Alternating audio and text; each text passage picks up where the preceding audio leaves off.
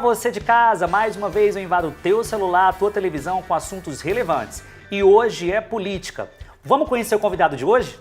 O convidado de hoje foi eleito com 82 mil votos. Foi o segundo mais votado no estado de Mato Grosso. Em apenas 30 dias, teve 36 proposituras no Congresso. Eu converso hoje com o deputado federal do Podemos, José Medeiros. Seja bem-vindo, deputado. Muito obrigado, Yuri. Deputado, vamos para um assunto que está mais em voga ainda, que atinge inclusive todo o Brasil. O presidente Jair Bolsonaro, há um tempo atrás, no período eleitoral, foi contra a reforma da Previdência e soltou alguns vídeos falando, inclusive, não achava viável isso para o país na época do Temer. Voltou atrás e está em tramitação a possível reforma da Previdência. Qual o seu posicionamento disso aí? A reforma da Previdência, ela é desse jeito. Que nem aquela onça que apareceu ali em Cáceres, né? Todo mundo acha bonito, mas ninguém quer no quintal. Então, você conversa com as categorias, fala, não, realmente precisa, porque roubaram os fundos de pensão, não vai dar conta de pagar daqui a um tempo. E ele fala, mas eu acho que a minha categoria tem que ficar de fora por isso, por isso e por isso, né? E é uma discussão forte. E na época, lógico, o Bolsonaro era integrante das Forças Armadas, né? E tinha ali a representação. Contra. Eu acho que ele nem imaginava que ia ser presidente um dia. Com o Lula aconteceu a mesma coisa. O Lula, quando eles estavam querendo aprovar a reforma da Previdência, ele chegou a fazer uma fala que está célebre, tem aí no YouTube, ele falou, olha, quando a lei Eloy Chaves foi feita, da Previdência, a expectativa de vida do brasileiro era 40 anos. Falou, hoje já é 70. Então tem menos gente trabalhando para sustentar mais gente. Então ele falou, impraticável, então a gente tem que reformar e tal. Hoje, como ele está fora da presidência, né? De Curitiba não. Ele já disse totalmente diferente. Isso arrebenta com o pobre e tal. Mas para além dos discursos, o que ocorre é o seguinte, todo o país está na expectativa. O que vai ser, como vai ser essa reforma, o que vai sair do parlamento. E também tem o mercado do outro lado, os empresários que querem assim, eu vou investir ou não vou investir. Porque já se sabe que se não fizer reforma alguma, daqui 8, 9 meses já não se paga os atuais aposentados. Isso é fato? É fato. Já começa a atrasar. Já começa a aparecer com o Mato Grosso aqui na questão de atraso. Porque tá totalmente desigual. Então, o que ocorre? Nesse caldo todo, começa amanhã as montagens e na quarta-feira é definitivamente instalada a Comissão de Constituição e Justiça e aí começa, vamos dizer assim, começa o jogo. Desglosar tudo, né? E aí vem as discussões, vem o interesse de toda parte e tal. E aí quando você me perguntou, você é contra ou a favor? Aí eu vou responder que nem aquele sujeito, o isentão, né? Eu não sou contra nem a favor, muito pelo contrário. Na verdade é o seguinte, gente, eu sou vice-líder do governo, eu estou estudando a reforma como ninguém, vou ter o desgaste e a incumbência de defender a reforma que está proposta. Lógico que a gente vai discutir, não existe a reforma do governo e a reforma do povo. Existe uma reforma que foi proposta e lá todo mundo vai discutir, a sociedade, os parlamentares. E eu estou lá defendendo, obviamente, que tem uma reforma. Mas que reforma? Essa reforma que nós vamos discutir agora, todos nós. Eu falo isso, deputado, porque a gente recebe alguns e-mails e muita gente perguntando para a imprensa, mas Yuri, como é que vai ser? O idoso realmente vai receber R$400?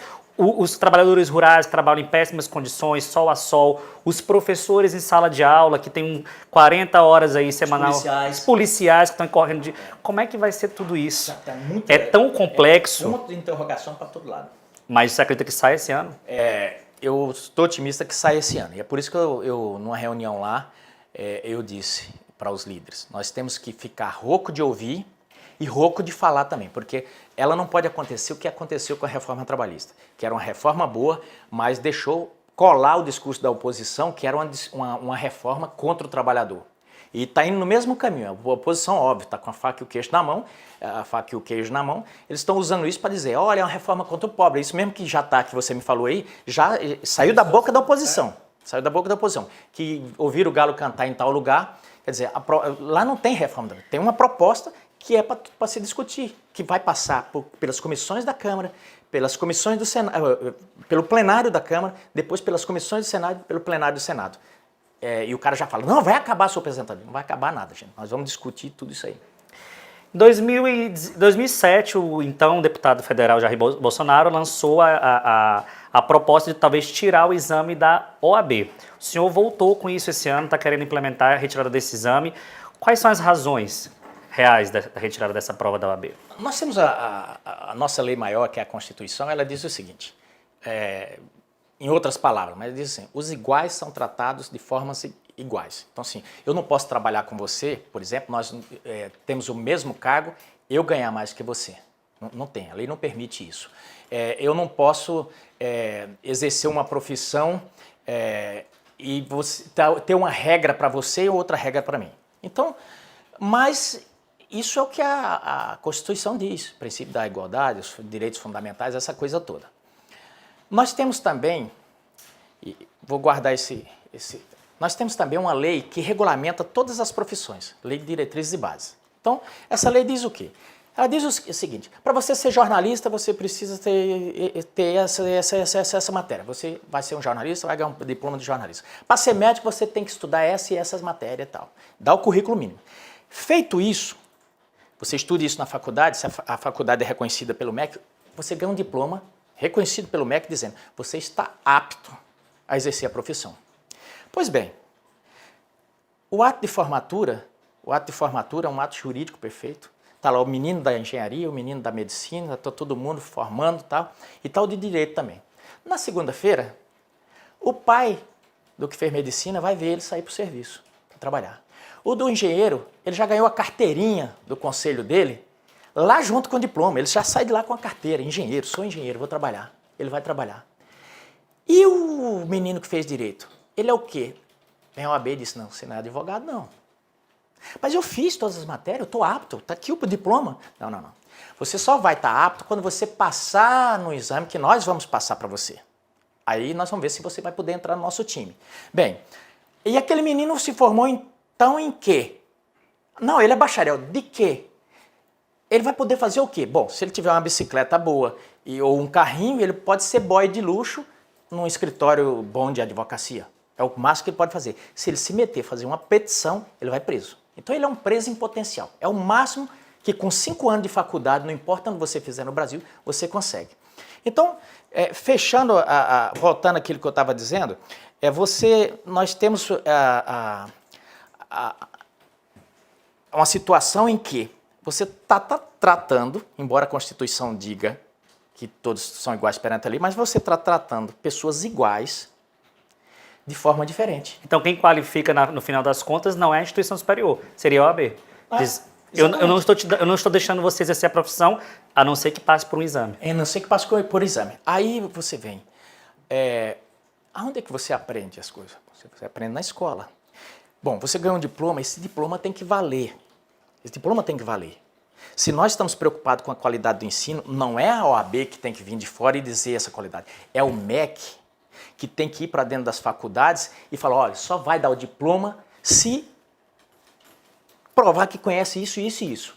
E aí o menino recebe o diploma e vai. Ou então, já confesse a falência e diga, não, agora vocês vão estudar na OAB.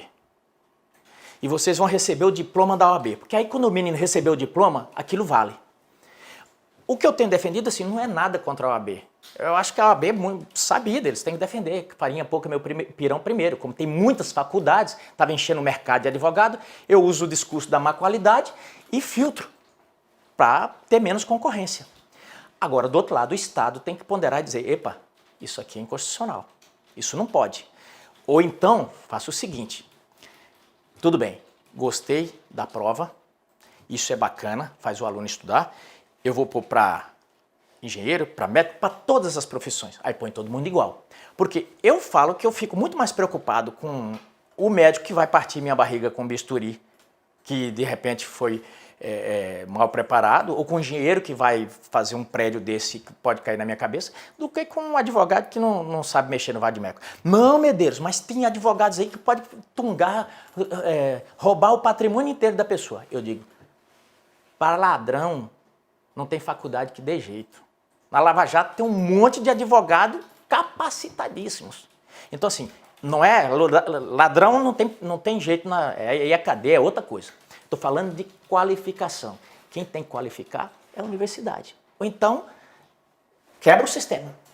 E realmente rompe, né? Porque se as faculdades não estão aptas a jogar o profissional no mercado de trabalho, qual é a instituição que está apta, né? Exato.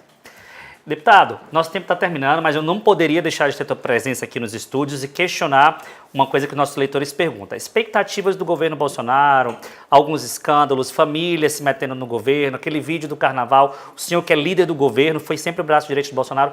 Como o senhor está vendo esses 2 meses, um pouquinho mais de 2 meses de mandato e daqui para frente? Como uma quebra de modelo.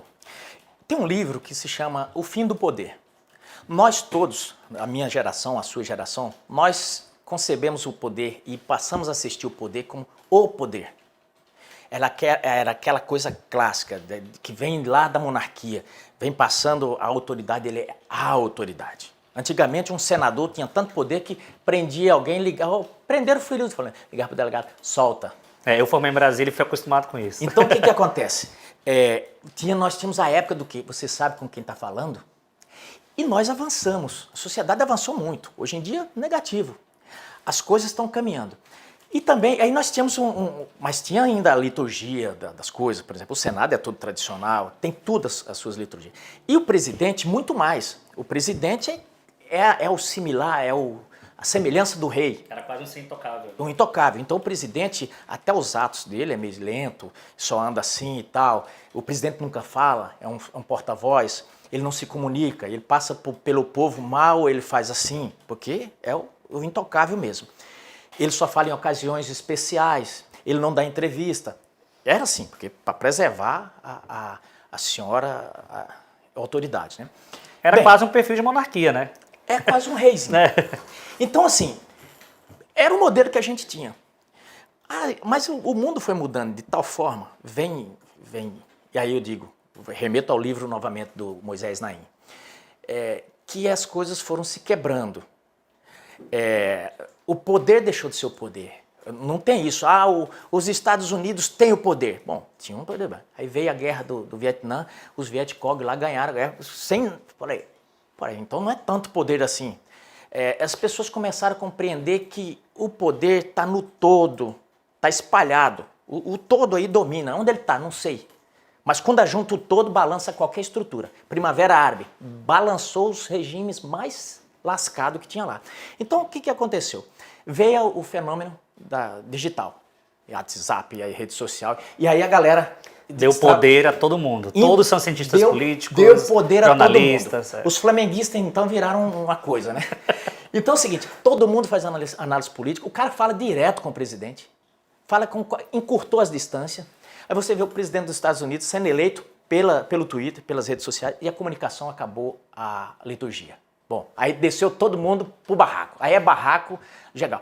Para quem cresceu na tradição, na coisa bonita, vamos dizer assim, na educação, isso é o fim do mundo. Fala, não é possível. Isso não compete a um presidente e tal. Mas o fato é que essa outra galera que está já conectada com isso, para ele o mundo é isso. Ele não quer uma coisa empastelada. Então, o presidente foi eleito e as pessoas, as pessoas que estavam acostumadas com o poder não entenderam até agora que aquela coisa se quebrou e que boa parte das pessoas estão nesse novo mundo. Eu quero ver você falar que nem eu aqui mesmo e pronto, e se você errar, você vê que tem hora que quebra o pau na internet e tudo. Eu falo, gente, vamos com calma, não precisa xingar o outro e tal.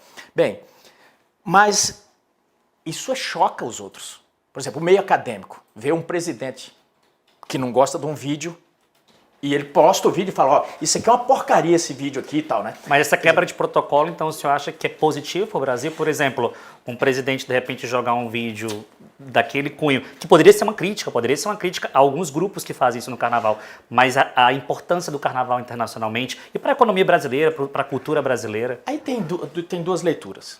E aí, duas não, tem várias leituras que você pode fazer. Aquilo ali, por exemplo, se fosse a Globo que tivesse colocado aqueles meninos lá, podia falar que era uma performance, podia falar que era coisa, de repente aqueles meninos ganhavam até um prêmio, ou um protesto político, alguma coisa assim. Ele fez no link da visão que ele foi eleito, uma visão conservadora, e aí foi demonizado e tal.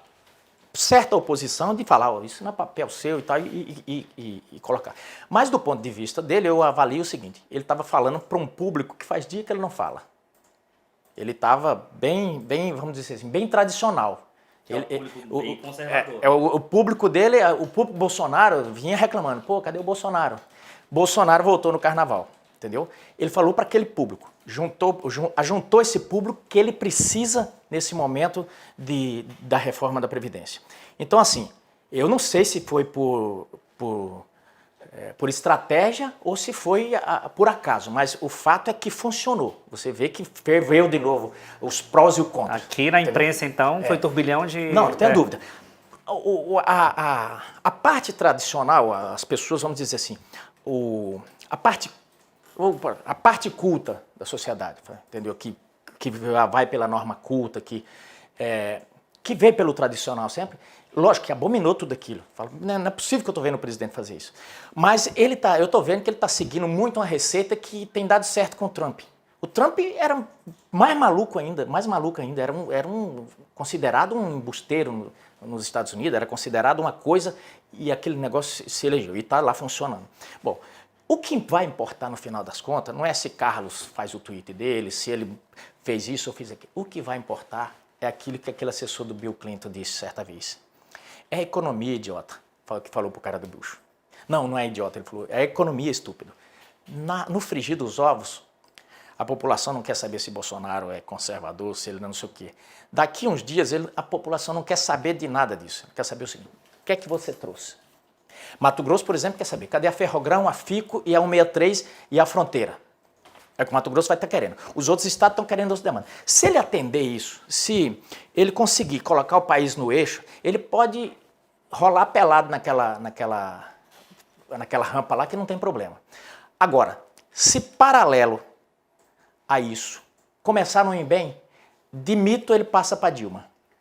É desse jeito. Eu não quero ser advogado do diabo, mas eu falo o seguinte, a economia crescendo, eu posso, de repente, mexer nessas zonas tão delicadas que é a cultura brasileira, a economia que gira em torno desse carnaval. É isso que eu me falo. Eu acho que as duas coisas podem ser discutidas. Perguntaram, você acha correto? Eu não acho correto nem incorreto. Acredito que ele poderia fazer uma crítica. Eu sempre falo, Bolsonaro falta assessoria. Porque ele poderia ter feito uma crítica falando assim, olha, em muitos lugares do Brasil isso acontece. Não, mas aí não dá efeito nenhum. Eu estou falando do ponto de vista, você está fazendo do advogado do diabo e corretamente, e eu estou fazendo do ponto de vista dele. O cara que é público do Bolsonaro, a grande maioria, ele não é o cara que você pega e fala, olha, o carnaval, que é a maior festa nacional, e nós vamos explorar. Se ele fala assim, o cara nem ouve ele. Aí quando ele diz isso, fala um palavrão, não sei o quê, infelizmente chegou a esse ponto. Mas é isso. Ele falou e conseguiu comunicar com o público dele. Ele conseguiu comunicar, ele foi o único que conseguiu se comunicar com esse grande público que acho que esse povo estava zoado, estava engasgado com tudo, cansou do politicamente correto, cansou dos políticos que falam bonito. Porque o político brasileiro sempre falou muito bonito, mas não saía nada. Então esse cara tá xingando até a mãe que passa perto dele. De repente vem um cara xingando também. Ele fala, esse maluco aí, e ele sai correndo atrás. Aí de repente o cara para de xingar. Ele voltou aquela coisa toda. Nós estamos nesse mundo louco. Eu não sei onde vai parar, mas o certo é que é o seguinte, se a economia se controlar, de repente até Bolsonaro se alinha. Aí dá uma respirada, né? A gente deseja que realmente o país cresça, continue crescendo, porque assim, a gente recebe tantos e-mails, tantos vídeos que a gente... Eu que venho da área cultural também fiquei um pouco triste, confesso para o senhor, porque assim, eu valorizo tanto a cultura brasileira e eu acho que a a gente pode fazer críticas assim, pontuais como ele fez, mas de uma forma um pouco diferente. Sim, mas é característica Bolsonaro, não tem jeito, né? É o perfil padrão, você está corretíssimo do ponto de vista da nossa cultura, essa coisa toda. Mas nós estamos falando de política... E se o povo se identifica... E nós estamos falando de política e estratégia de marketing e visão, que eu não posso julgar porque eu... Confesso que há um ano atrás eu não achava que isso desse certo. Mas que bom. Deputado, quero agradecer a tua presença. De coração, os nossos estúdios estão abertos para esclarecer esses e outros assuntos. Muito obrigado, senhor. Faça um excelente mandato lá em Brasília para o Mato Grosso. Eu que agradeço. Fica com a gente. Essas e outras notícias só aqui no LTV. Até mais.